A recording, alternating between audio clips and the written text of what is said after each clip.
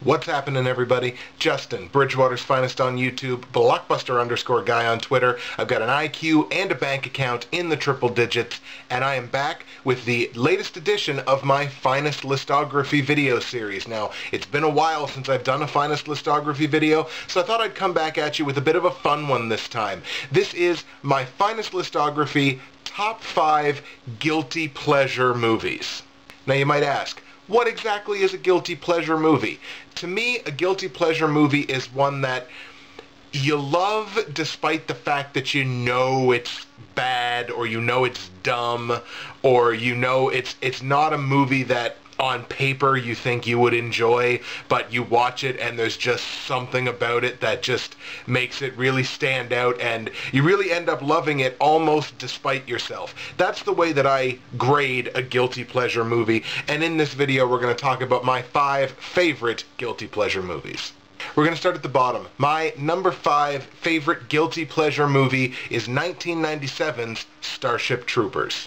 The best way that I could introduce Starship Troopers to you, if you've never seen it, is to read the synopsis of the film from the film distributors themselves. This is directly from Sony. This is the way that Sony describes their own film in trying to market it to you, the audience.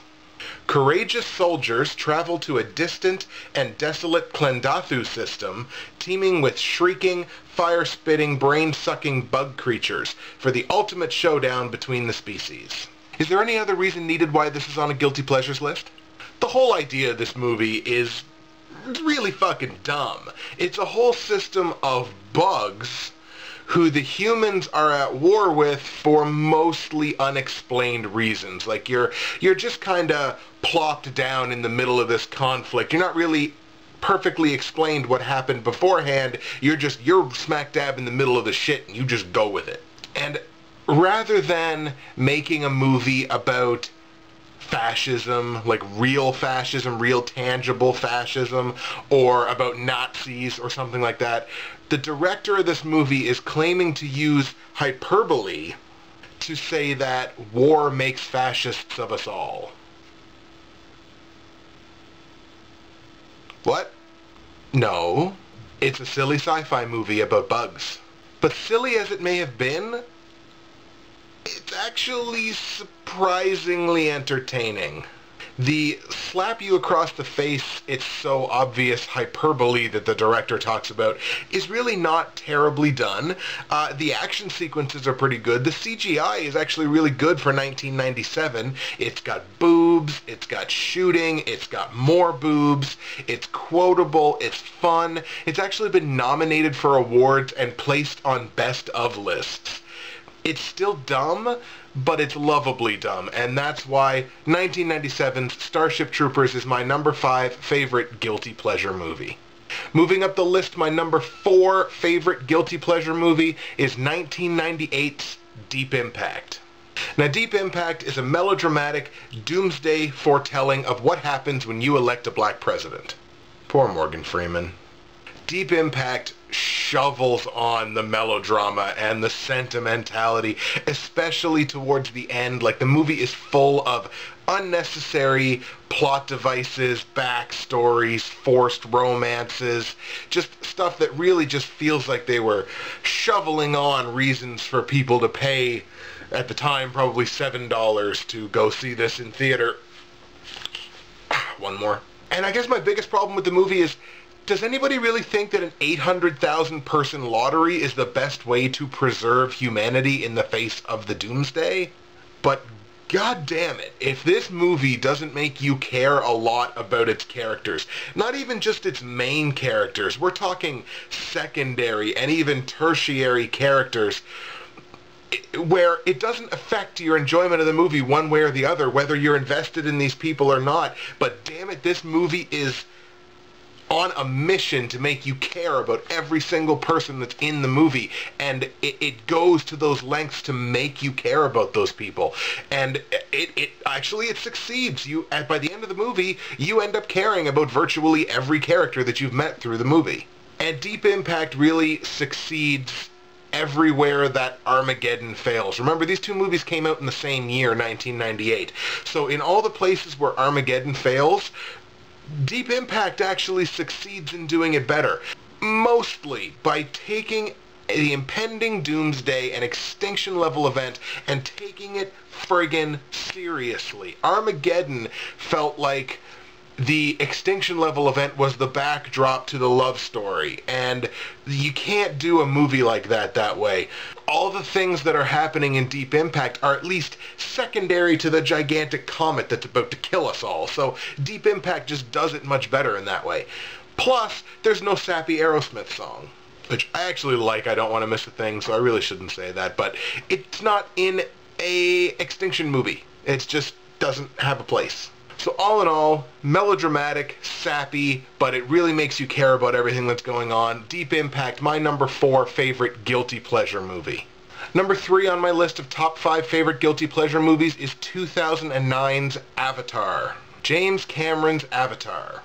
$400 million to make Pocahontas in space. Just think about it. Watch the two movies side by side, and you try to tell me that Avatar is not Pocahontas in space. Avatar is 3 hours of awkward character designs and the linearist of the linear plots that has been done to death in modern cinema.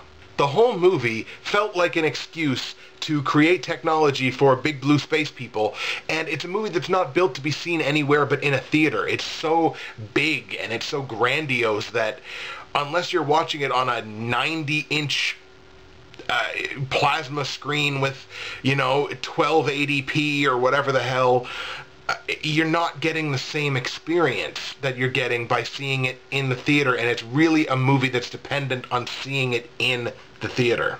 In saying that, Avatar was the single biggest and most impressive theatrical viewing of my generation. It is my generation's Star Wars. It was my generation's Indiana Jones and the Temple of Doom. It's that kind of elite level theatrical viewing experience where it was just beautiful. And what I loved about Avatar so much was it was a world creation, a creation of this world that rivals Middle-earth to me, and inhabitants on that world that, while they look silly and they look awkward, they're spiritually very, very beautiful people. And it's a linear, overdone plot, but it was polished so hard that it shines. And for these reasons and more, Avatar, my number 3 favorite guilty pleasure movie. But it's still Pocahontas in space. My number 2 favorite guilty pleasure movie is 2002's Jackass the Movie. You know the formula here. It's a bunch of jackasses doing jackass things, hurting themselves in the name of jackassery and nothing more. It's unsophisticated, it's potty mouth humor, with no real attempt at striving towards anything more, whether in the filmmaking aspects or a content standpoint. It doesn't strive to be anything other than sort of what it is. It doesn't, even when there's opportunity to strive for a little bit better, they almost purposefully don't take it. So, Jackass is what it is. I say, so what? I enjoy this movie for what it is. It's a 90-minute time killer. If you got an hour and a half to kill, you pop in Jackass the Movie and you giggle. I enjoy it for what it is. It's cheap laughs, and it's a quick sort of time killer. I feel like I received a huge return on my initial investment in this movie because it's only an hour and a half, and you don't expect anything more than what it is. So the return on the laughs that I've gotten, Jackass the Movie is still funny to me. So the fact that it's still funny 11 years later, that's a pretty big return on investment for a movie that you didn't invest too much in initially. So for these reasons and more, Jackass the Movie from 2002 is my number 2 favorite guilty pleasure movie. And my number 1 favorite guilty pleasure movie of all time is 2007's 300. 300 is so close to gay porn, they probably could have gotten away with selling lube at the box office concessions. 300 is the ultimate dude bro's gonna dude bro, jacked up gym monkey, roided up frat boy movie. It is jacked up action, it is stupid, overdone slow motion. It's ridiculous dialogue and equally ridiculous acting. It takes so many historical liberties with the actual Battle of Thermopylae. But there's just something about this movie. Like 50 Shades of Grey literary quality, you don't watch 300 for a history lesson. It's just fun. 300 is endlessly quotable. It's visually dynamic and brilliant, and if you don't take it seriously, you're probably gonna end up loving it at least a little bit. And for these reasons that this crummy movie has wormed its way into my subconscious, 2007's 300 is my #1 top, best, most awesomest guilty pleasure movie of all time. Running down the list one more time, number 5 was 1997's Starship Troopers, number 4 was 1998's Deep Impact, number 3 was 2009's Avatar, number 2 was 2002's Jackass the Movie, and number 1 favorite guilty pleasure movie, 2007's 300. That's it for me, Justin, Bridgewater's Finest on YouTube, Blockbuster_guy on Twitter. This is the Finest Listography, and we'll see you next time.